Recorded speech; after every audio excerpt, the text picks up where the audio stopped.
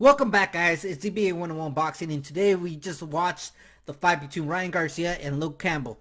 Yes, Ryan Garcia got dropped for the first time in his career, and it was very kind of scary for the moment, if you were rooting for Ryan Garcia, because that was a pretty heavy drop. It was not like, it was kind of a flash knockdown, but it was a heavy knockdown. He was able to get up really quick and then finish off the round. This fight was very entertaining to watch. It was something that a lot of people were maybe thinking Ryan was going to win clearly, and some people were like, no, Luke is going to win, but it's going to be a robbery. So it answered a lot of questions of Ryan Garcia. Does he have the talent level to face someone who is a gold medalist, who went against Linares and Lomachenko, lost but was kind of competitive or did better than what people thought. And then you see Ryan get dropped in the second round. In the first round, there was a right hook, I believe, very short hook that I didn't see the first time when I watched it, but in the highlights, that was really good on Campbell's part. He was getting in there. I noticed a lot of the foot placement. I know he's facing southpaw Ryan Garcia, but the foot placement, he's always inside the foot. So I think he needs to work on that. Also, they were commenting on how he looks very flat-footed, that he needs to maybe have a little bit fluid movement. But the other thing I did notice that Ryan Garcia was able to close the ring pretty quick. He was very fast to catch up to Luke Campbell when he started, chasing him after the second round, where he started taking control over the fight again. My concern here is that, and I was talking to my friend, that he got dropped, but he didn't get attacked. So someone who is a little bit more aggressive, or someone with a little bit more power, like Gervonta Davis, could easily, if he would have gotten hit by Gervonta Davis, I don't know if he would have gotten up. His hand went behind his back, and when your hand goes behind your back in boxing in a knockdown, that is bad, right? So, but he was able to get up quickly. He took, Luke Campbell pretty much gave him a pass, or he was playing it safe. And I've seen it plenty of times when you play it safe, and they recover and then you end up losing. But also, if you're too aggressive and then you get dropped like Joshua, you don't want to do that either. So you have to play it smart, but you still have to put some pressure in, at least in the first 10-15 seconds of that knockdown, after the knockdown, to see how he's doing. And Luke Campbell failed at that, and I think that was where he lost this match. Then Ryan Garcia was able to start. He never really had an answer for the, he got hit a lot, and I think it's because he leaves his chin up there and he shoots like this. He almost reminded me of what's it called? The guy who fought Crawford recently. I can't think right now. But him, right? He would shoot his jab and throw his face up there.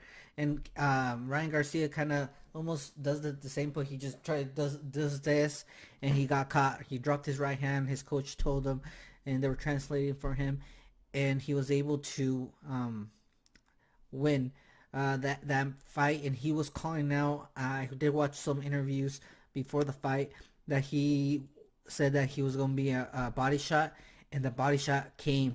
And I was, oh man, when I saw that, I was like, oh, interesting. Just like he called it. So he must have seen something in Luke Campbell, right? Maybe in his previous fights, that he felt that, once he landed that left hook, it was going to be over, and they stopped the fight. So they asked him in the interview, he's, a lot of people will give him hell because it's a little corny, but I think he's like just a big child still, that he just says what he feels, and that's okay in my part, and he's like, I got dropped, and it was crazy, he was just speaking out loud and his things and how he thinks.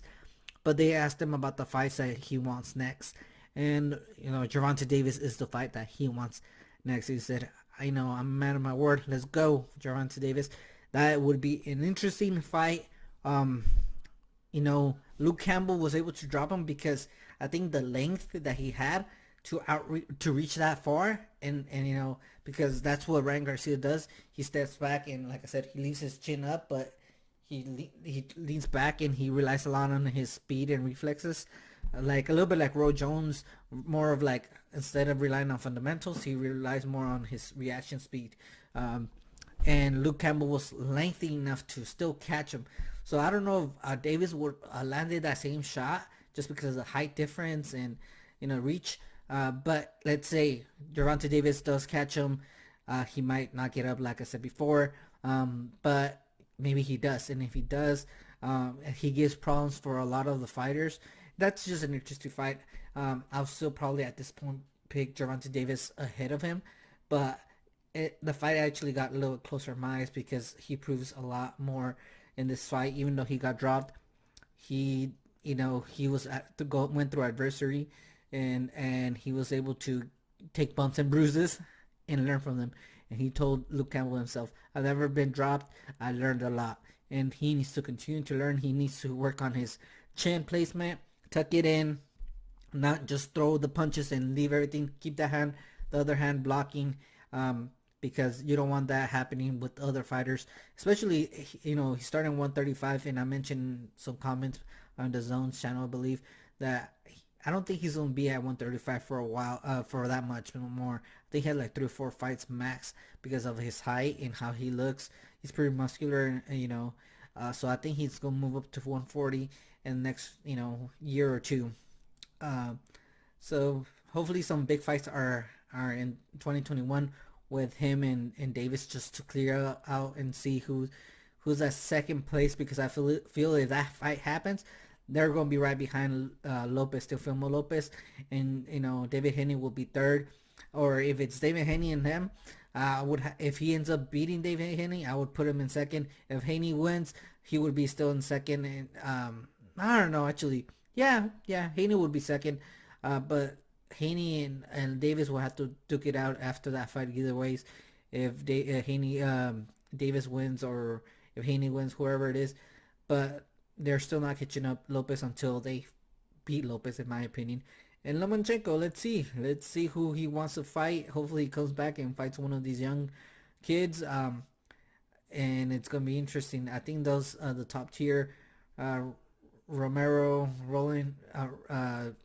I don't really care for him. He didn't look so good in his last fight, but if he comes back and shows strong, he might be start climbing up in there.